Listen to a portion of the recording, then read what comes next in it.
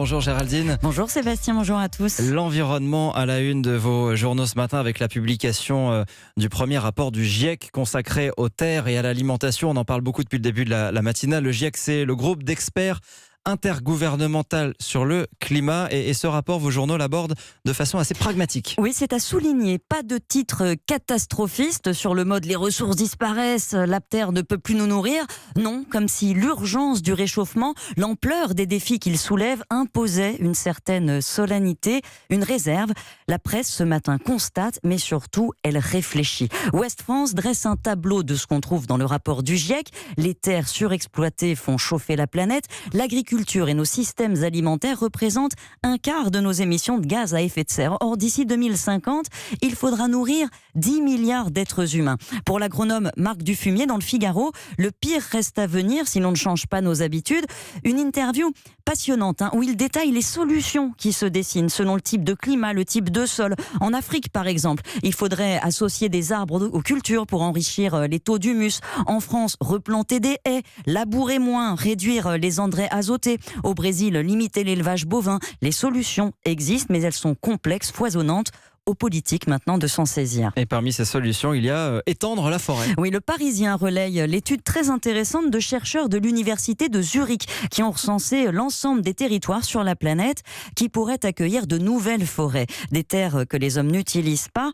900 millions d'hectares selon eux en Russie, aux États-Unis, au Canada pourraient être massivement boisés et capter des quantités considérables de carbone, les 2/3 des émissions responsables du réchauffement climatique. Ça n'écartera pas bien sûr la nécessité absolue d'arrêter les émissions, mais c'est une bouffée d'optimisme, écrit le journal. La planète a tout intérêt à se draper de vert, couleur de l'espoir et de la guérison. Vert dont s'est drapé justement le journal Libération ce matin. Qui se focalise, lui, sur le volet alimentation du rapport. Ça commence dans l'assiette, écrit le quotidien. Pas question de supprimer l'élevage qui permet de valoriser les terres montagneuses, mais les pressions climatiques sur la nature vont bientôt être telles, écrit Alexandra Schwarzbrod dans son éditorial, qu'il faudra changer notre manière de consommer et donc notre manière de vivre. Et le journal propose quelques recettes pour remplacer par exemple la raclette par de la salade ou la côte de bœuf par le petit épeautre. Intéressant, le petit épeautre, il demande peu d'eau, apporte 12% de protéines, 8 acides aminés. Il paraît qu'en risotto avec des champignons, c'est excellent. Voilà, la recette, c'est dans Libé. Cette façon positive d'aborder le rapport alarmant pourtant du GIEC, le journal L'Opinion pourra l'applaudir ce matin, une fois n'est pas coutume. L'Opinion qui redoute que face au défi du réchauffement, on fasse du capitalisme le coupable idéal. La décroissance prônée par certains, comme je cite une solution magique, serait au contraire hasardeuse. Elle condamnerait les pays pauvres à rester pauvres et bloquerait la recherche de solutions innovantes.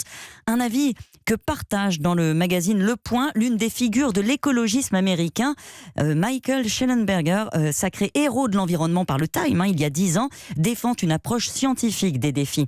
Le jour du dépassement dont la presse parle chaque année comme d'une date à laquelle on aurait brûlé toutes les ressources naturelles de la planète est une fumisterie, explique-t-il, qui empêche de voir précisément les problèmes à résoudre. Ce marketing rend impuissant, pense-t-il, à l'heure où il faudrait au contraire se retrousser les manches. Et planter des arbres, si j'ai bien compris, ou un potager. Oui, conseil judicieux, car les prix des fruits et légumes flambent. Ça fait la une de plusieurs quotidiens régionaux. Grêle, canicule, sécheresse, mais aussi faiblesse de la loi Egalim censée garantir de meilleurs prix aux agriculteurs. Le prix des fruits et légumes a bondi de 6,7% en un an. Difficile, si cette tendance se maintenait, écrit Laurent Baudin dans l'Alsace, de maintenir l'objectif de santé publique, de manger 5 fruits et légumes par jour.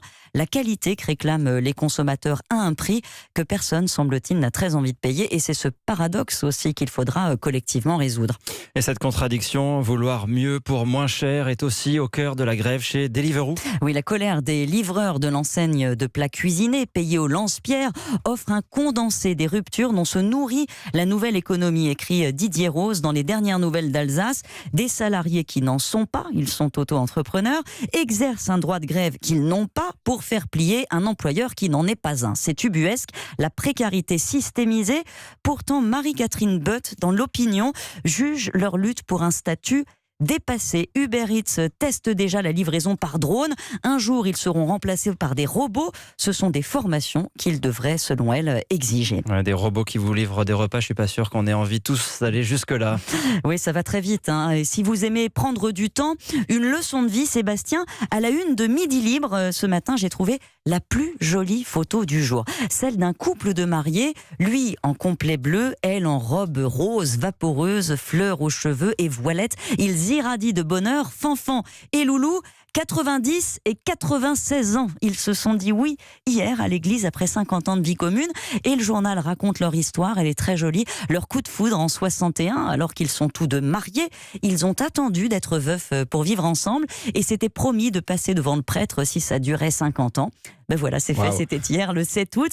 Ils se sont mariés en présence de leurs 21 arrière-petits-enfants. Ils s'aiment comme au premier jour et le montrent passionnément quand ils vont au bal, figurez-vous, c'est leur dada. Finalement, danser avant l'apocalypse, c'est sans doute la démarche la plus raisonnable qui soit. Voilà, comme quoi le monde ne va pas si mal que ça. Fanfan et Loulou, 90 et 96 ans. C'était la revue de presse de Géraldine Vossner.